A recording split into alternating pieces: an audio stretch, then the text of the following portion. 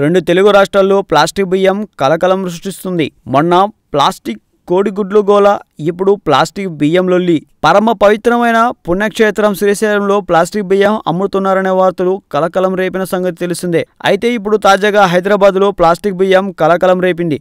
ఇప్పుడిప్పుడే దేశంలోని పలు రాష్ట్రాల్లో ప్లాస్టిక్ కోడిగుడ్లు బయటపడిన నేపథ్యంలో తాజాగా తెలుగు రాష్ట్రాల్లో ప్లాస్టిక్ బియ్యం భాగోతం వెలుగులోకి వచ్చింది. ప్లాస్టిక్ బియ్యాన్ని వరి బియ్యం అంటూ అమ్మేస్తూ వ్యాపారులు చెలరేగిపోతున్నారు.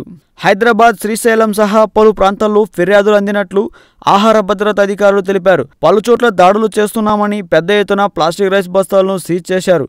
ల్యాబ్ రిపోర్ట్ ఆధారంగా వ్యాపారులపై కఠిన చర్యలు తీసుకుంటామని అధికారులు వెల్లడించారు. తాజాగా హైదరాబాద్ మీర్పేట్లో ప్లాస్టిక్ బియ్యం వినియోగంతో పాటు ప్రజలు అనారోగ్యం బారిన పడుతున్నట్లు ఫిర్యాదులందడంతో అధికారులు అప్రమత్తమై దాడులు మొదలుపెట్టారు. ఈ నేపథ్యంలో అశోక్ అనే బాధితుడు ప్లాస్టిక్ బియ్యం వినియోగించినట్లు తెలిపాడు. 2 నెలల పాటు ఇంట్లో ప్లాస్టిక్ బియ్యాన్నే వాడినట్లు చెప్పాడు. తాను తినే అన్నం ప్లాస్టిక్ బియ్యంతో తయారైందని ఆలస్యంగా గుర్తించినట్లు తెలిపాడు. ఈ ప్లాస్టిక్ బియ్యం అన్నం తిన్న తర్వాత ఇంట్లోని అందరినీ కడుపు ఉబ్బిపోతుందని, ఆసుపత్రికి కూడా వెళ్లామని, టాబ్లెట్లు వేసుకుంటే తగ్గుతుందని, కానీ మళ్ళీ అనారోగ్యం పాలు అవుతున్నామని చెప్పాడు. బియ్యం కూడా లేటుగా ఉడకడం, అలాగే మెత్తగా ఉండడంతో పాటు అన్నం ముద్దను నేలకేసి కొడితే అది బంతిలా ఎగురుతుందని అశోక్ తెలిపారు. అందుకే పోలీసులకు ప్లాస్టిక్ బియ్యంపై ఫిర్యాదు చేసినట్లు తెలిపారు.